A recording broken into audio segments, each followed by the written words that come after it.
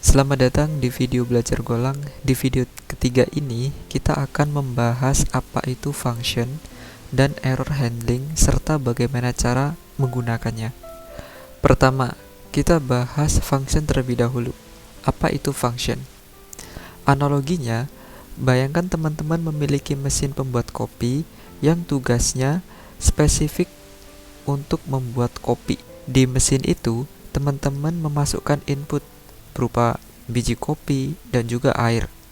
Kemudian, mesin melakukan serangkaian proses seperti menggiling, memanaskan, menyeduh, lalu memberi output berupa secangkir kopi. Dan teman-teman bisa menggunakan mesin ini berkali-kali tanpa perlu tahu detail rumit di dalamnya. Nah, fungsi dalam pemrograman persis seperti itu, di mana sebuah blok kode yang diberi nama dirancang untuk melakukan tugas spesifik dan dapat digunakan kembali. Keuntungan dari kita menggunakan function pada kode program kita adalah yang pertama, reusability. Tulis sekali, panggil berkali-kali. Kemudian yang kedua adalah modularitas, memecah program yang besar dan kompleks menjadi bagian-bagian yang kecil. Dan yang terakhir, keterbacaan. Kode menjadi lebih mudah untuk dibaca. Agar lebih jelas bagaimana cara membuat fungsi ini, kita langsung saja praktek. Silakan masuk ke File Explorer ya. Kemudian kita bikin folder untuk belajar yang ketiga. Di sini 3 belajar Golang H3. Kemudian masuk, klik kanan, buka terminal. Kita buka di Visual Studio Code dengan cara code. Tapi kita harus menginisialisasi project Golang terlebih dahulu. Caranya adalah go mode init belajar, nama aplikasinya ya Golang 3 gini aja, enter. Nah, baru kita buka di Visual Studio Code menggunakan code titik.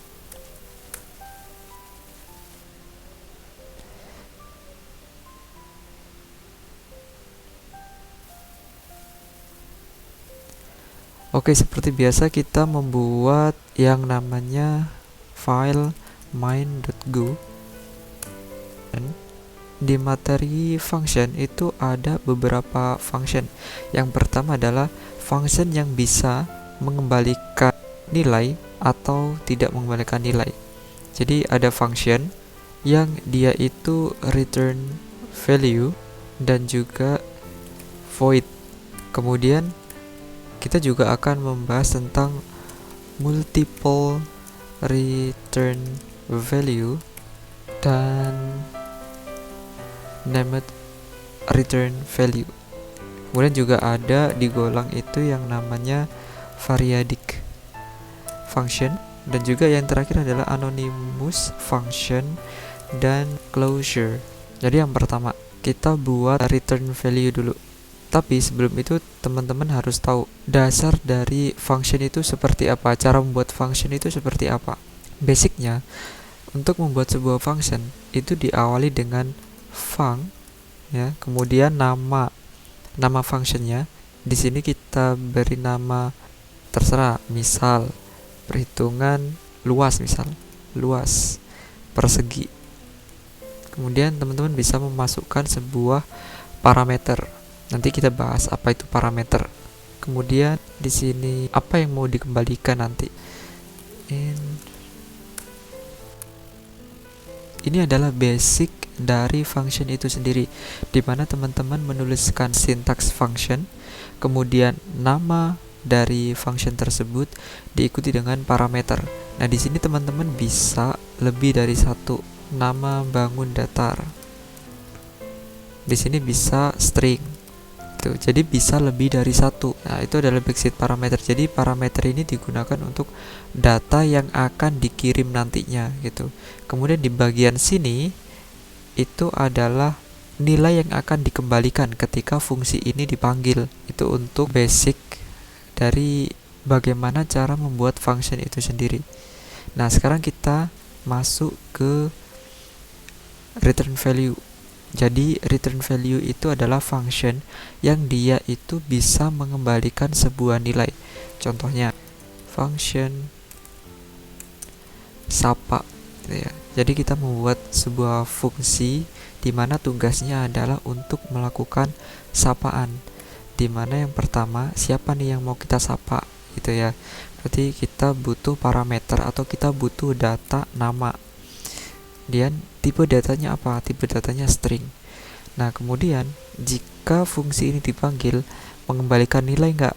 Karena yang kita buat adalah fungsi return value, otomatis kita harus mengembalikan nilai. Nah, cara untuk membuat sebuah function itu bisa mengembalikan sebuah nilai, kita harus definisikan di awal tipe datanya apa. Itu. Jadi, kita akan mengembalikan data yang tipe datanya itu string. Contohnya adalah kalimat sapaan. Kemudian baru kita return hasilnya. Jadi prosesnya adalah membuat function, kemudian kita butuh data apa di sini. Nah, kebetulan datanya kita hanya butuh nama. Ketika fungsi ini dipanggil, itu tipe datanya apa? Nah, kalau kita lihat di sini adalah string. Sehingga yang kita kembalikan adalah string. Jadi kita coba panggil ya. Untuk memanggilnya kita harus di fungsi main. Karena fungsi main ini adalah gerbang utama aplikasi kita. Nah, di sini kemudian kita panggil. Untuk memanggilnya, kita bisa memasukkan ke variabel terlebih dahulu.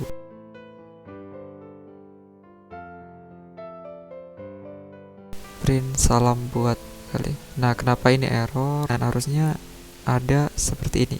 Ada titik duanya gitu ya. Nah, kalau kita running, go run main.go. Nah, di sini adalah halo kali. Ketika fungsi ini dipanggil, dia akan mengirim sebuah argumen. Nah, apa itu argumen? Kita bahas setelah fungsi berikutnya ya. Nah, menggunakan argumen kemudian ditangkap oleh parameter di sini, parameter nama. Dari parameter nama itu datanya diolah, digabung halo plus nama, kemudian dikembalikan. Sehingga di sini ketika sapa dipanggil, kemudian kita ngirim argumen, otomatis jadinya adalah halo gale, kemudian disimpan di variabel ini. Nah, baru kita cetak.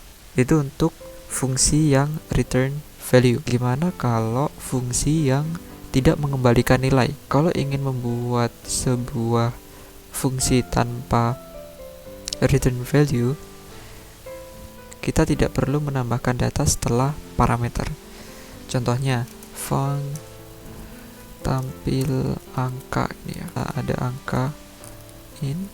Nah, sebenarnya teman-teman bisa menambahkan lebih dari 1 atau bahkan 0 itu ya.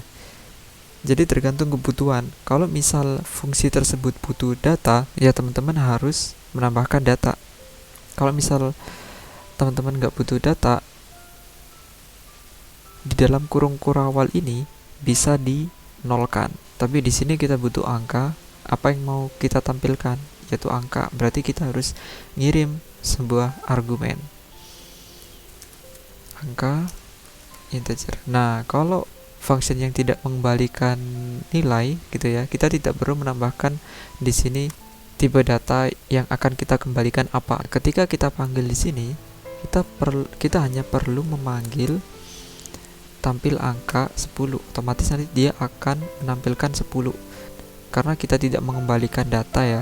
Jadi dia langsung print, jadi otomatis di sini langsung di print gitu ya. Kita tidak perlu masukkan dia ke dalam sebuah variabel seperti function salam ini. Kita coba running. Oke, enter. Nah, di sini angkanya adalah 10 gitu ya. Angka sama dengan titik 2 10 gitu ya. Nah, itu untuk void function atau function yang tidak mengembalikan value. Sekarang, apa perbedaan dari parameter dan juga argumen? Parameter ialah variabel yang ada di dalam definisi fungsi. Dalam contoh di sini adalah nama. Ini adalah parameter. Nah, kemudian kalau variabel adalah nilai aktual yang kita berikan saat memanggil fungsi. Contoh di sini adalah ini, 10 dan juga Gale. Ini adalah argumen. Jadi orang-orang itu sering tertukar. Apa itu argumen, apa itu parameter. Next, kita membahas tentang multiple return values and named values. Singkatnya, multiple return value itu adalah fungsi yang dapat mengembalikan lebih dari satu data. Kalau kita lihat di atas di sini, kita hanya mengembalikan satu data, yaitu adalah kalimat sapaan. Tapi Golang juga mendukung untuk multiple return value.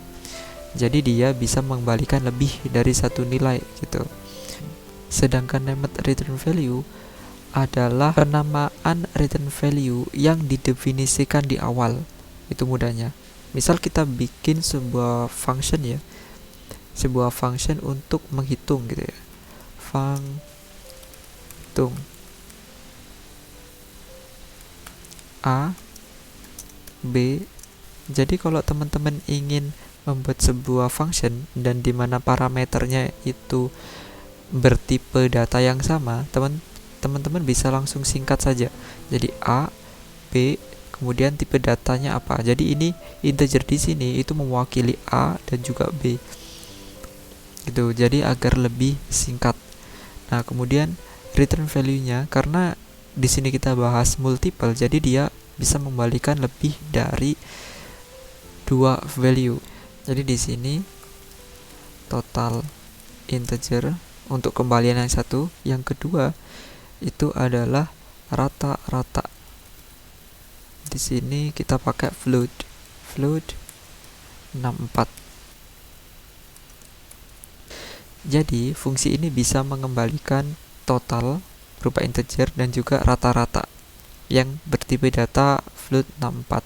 Nah, di sini ini yang disebut dengan named return value, di mana kita mendefinisikan di awal variabel yang ingin kita kembalikan itu apa. Di sini variabel yang kita kembalikan itu total dan juga rata-rata. Benefitnya apa? Kita menggunakan ini. Benefitnya adalah kalau kita melakukan operasi di sini, misal total itu sama dengan A plus B ini. Kemudian rata-ratanya apa? Rata-ratanya adalah totalnya dari total di sini itu dibagi 2.0. Kemudian baru kita return. Nah, return di sini otomatis akan mengembalikan variabel rata-rata ini dan juga total tanpa kita menyebutkan total kemudian rata-rata. Tanpa menyebutkan seperti ini, dia akan secara otomatis mengembalikan nilai dari variabel total dan juga rata-rata. Nah, kemudian di sini kita bisa menangkap nilainya. Untuk menangkap nilainya, kita bisa total kemudian rata-rata. Jadi kita bisa langsung dua-duanya gitu ya, menuliskan variabelnya sama dengan titik 2 sama dengan hitung. Kita kirim argumen 10, 20. Nah, di sini kita print ya biar tahu hasilnya. Coba kita run.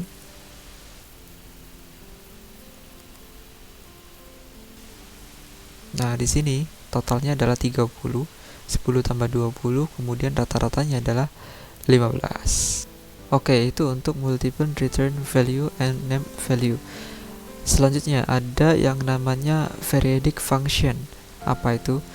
Singkatnya, periodic function itu digunakan untuk ketika teman-teman ingin membuat sebuah function di mana hanya satu parameter, tapi kita bisa mengirimkan banyak data dari satu parameter itu gitu.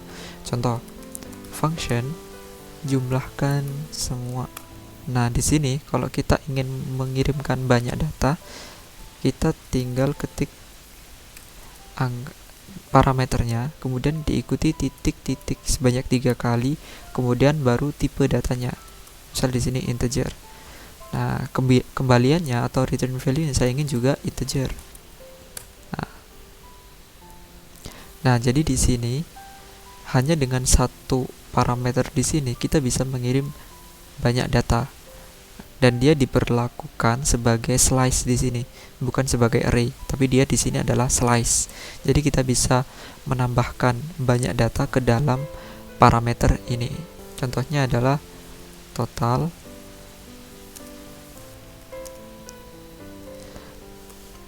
sama dengan 0 gitu ya. Kita inisialisasi dulu total itu sama dengan 0. Karena dia berupa slice ya, berarti kita perlu melakukan looping gitu ya, atau perulangan for. Nah, ini maksudnya adalah kita tidak mengambil nilai indeksnya. Jadi kalau di perulangan yang kemarin biasa itu kan kita tulis indeks, value sama dengan range dari angka seperti ini. Nah, tapi kita tidak mau mengambil nilai indeksnya karena kita tidak butuh indeksnya. Jadi kita bisa memberikan underscore. Selanjutnya adalah kita menotal semuanya. Total plus sama dengan value. Jadi setiap looping kita total gitu ya. Misal totalnya sekarang 0, di sini 1. Kemudian ditambahkan di sini, ini jadi 1. Kemudian di sini masuk lagi 2, berarti 1 tambah 2. Nah, baru kita return total. Nah, jadi teman-teman bisa mengirimkan data. Nah, cara ngirimnya gimana? Untuk cara ngirimnya sendiri harus di function main ya, jangan lupa.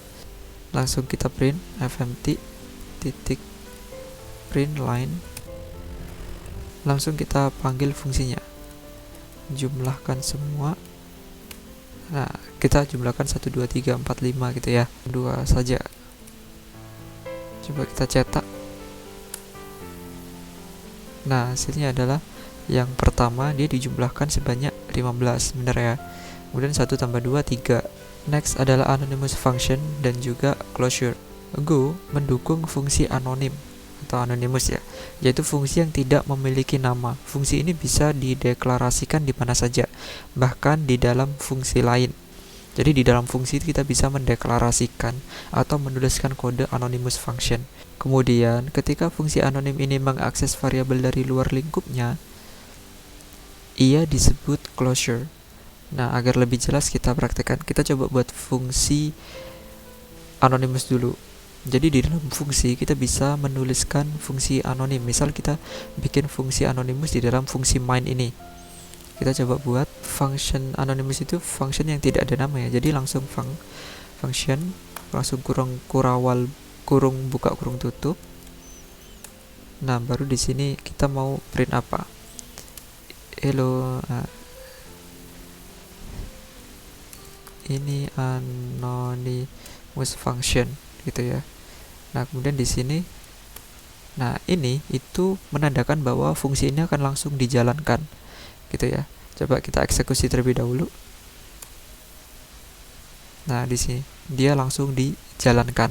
Yang terakhir adalah closure. Kalau closure dia itu fungsi yang mengakses variabel luar gitu. Contohnya kita buat sebuah variabel ya, yang disimpan di dalam variabel. Buat increment. Ini adalah variabel function anonymous function yang mengembalikan function anonymous. Nah, di sini ini adalah variabelnya. Nah, di sini kita returnnya function ya, returnnya function sesuai ini. Ini adalah returnnya. Jadi kita bikin anonymous function yang mereturn function, gitu ya. Nah, di sini return function integer. Nah, di sini kita plus, baru kita return counternya. Nah, di sini tinggal kita eksekusi. Misal increment 1 gitu ya, sama dengan buat increment gitu. Baru kita print error. Nah, coba kita eksekusi. Harusnya ini 1, 2, 3. Nah, benar. Oke, sekarang kita bahas tentang error handling. Banyak orang yang merasa kesal melihat sebuah error.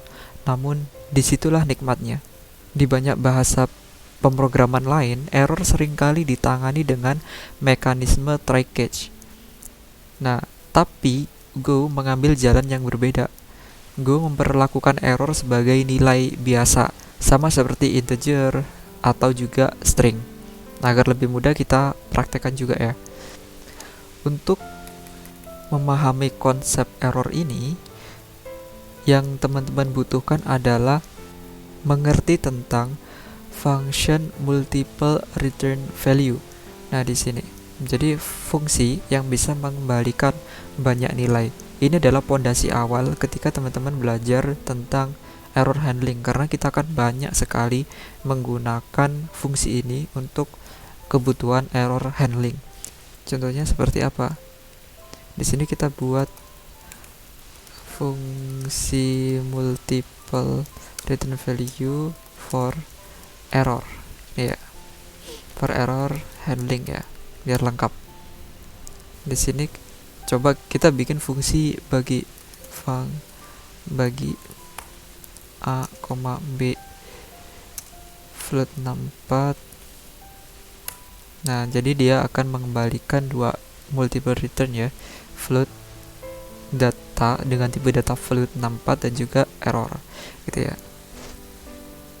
Nah, di sini kita cek if jika B-nya itu sama dengan 0 gitu ya, maka kita akan return di sini adalah float 64-nya dulu 0, kemudian kita print juga errornya. Jadi kita bisa memanfaatkan fungsi dari FMT yaitu error f. Jadi kita bisa mengembalikan string di sini. Errornya apa? Kemudian jika tidak 0 atau jika berhasil gitu ya, maka kita return A atau A bagi B. Kemudian kita juga harus mengirimkan errornya. Tapi karena tidak error, kita kasih nilainya nil ini. Jadi tidak ada error. Ini adalah multiple return value untuk menangani error. Penggunanya adalah data yang dikembalikan apa, kemudian di sini errornya apa. Dan dari sini ada istilah yang namanya idiomatic error handling atau pola wajibnya gitu ya. Pola wajibnya ketika menangani error itu seperti apa. Karena error adalah nilai, kita harus memeriksanya. Biasanya pola yang digunakan adalah kita menggunakan pengkondisian. If error ya tidak sama dengan nil, apa gitu ya kita lakukan. Contohnya kita panggil fungsinya langsung aja lah ya. Di sini hasil errornya bagi kita kirim argumen. Nah, di sini tidak error karena tidak 0 ya. Tapi kita juga hasil 2, error 2 baginya 0. Nah, di sini jadi yang pertama ini tidak error, yang kedua ini error. Nah, biasanya pengecekannya adalah if atau error ya tidak sama dengan nil, maka apa yang kita lakukan? Berarti kan ada errornya gitu ya. Maka kita print line errornya. Nah, cukup seperti ini. Else-nya kita tampilkan ya. Oke, kita hapus. Kita coba satu dulu aja. Sampai kita running. Nah, tidak bisa membagi dengan 0. Gitu. Jadi karena kita di sini 0, maka yang tampil adalah dia akan kena di sini. Jika B-nya 0, maka dia akan mencetak errornya tidak bisa membagi dengan 0. Seperti itu. Jadi kita akan banyak melakukan error handling menggunakan multiple return value. Jadi di mana kita harus mengecek errornya itu apa. Dari error handling ini ada juga yang namanya error wrapping. Terkadang mengetahui apa errornya saja itu tidak cukup. Kita juga perlu tahu mengapa atau dalam konteks apa error itu terjadi gitu ya. Misalnya error koneksi ditolak bisa terjadi saat mengambil data user atau memproses pembayaran atau mengirim notifikasi. tanpa konteks, error ini sulit dilacak gitu ya. Cara modern untuk melakukan ini adalah menggunakan verb %w di dalam fmt errorf. Contohnya bagaimana? Contohnya adalah kita akan buat case sederhana ya, dimana kita akan membaca file di sistem operasi kita. Jadi yang pertama kita butuh import OS dulu ya untuk membaca OS kita.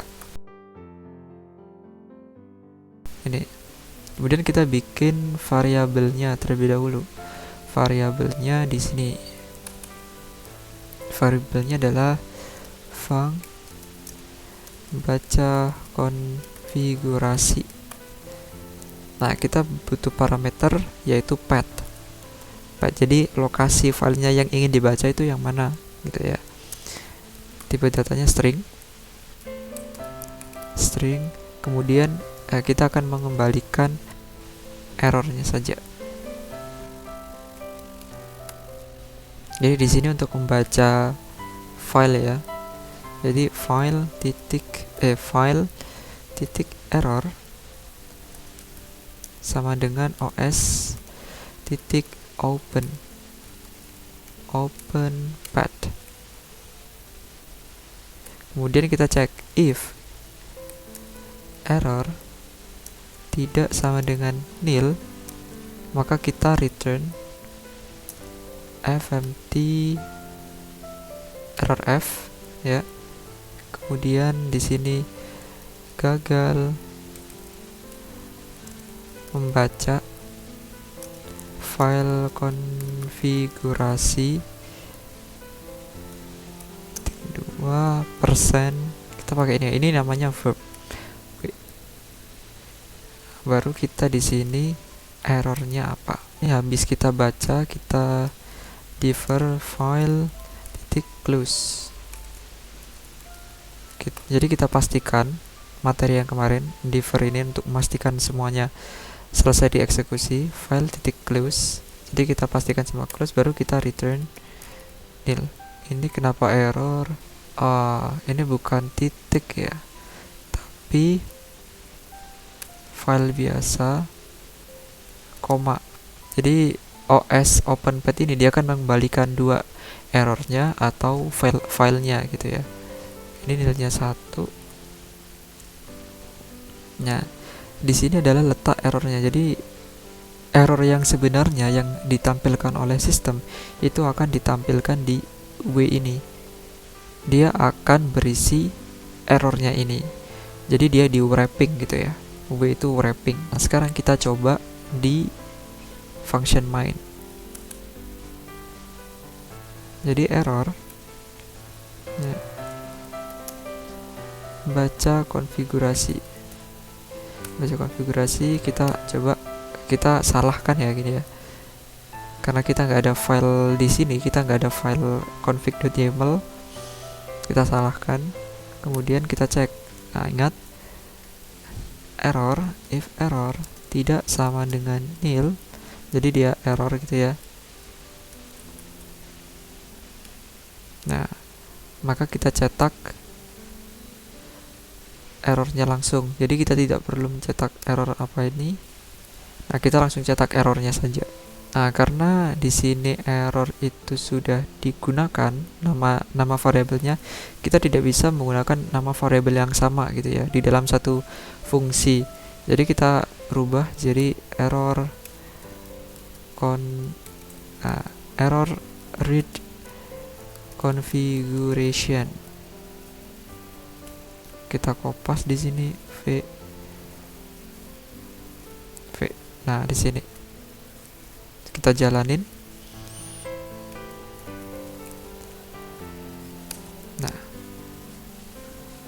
Nah, dia akan gagal membaca konfigurasi. Nah, kalau kita perhatikan di sini adalah dia gagal membaca konfigurasi, diambil dari sini. Kemudian error yang aslinya itu dia juga print. Jadi open config YAML ini adalah error aslinya. The system cannot find the file specified. Jadi dia tidak menemukan filenya di mana. Baik, terima kasih sudah menonton video sampai sini. Kita akan bertemu di video selanjutnya.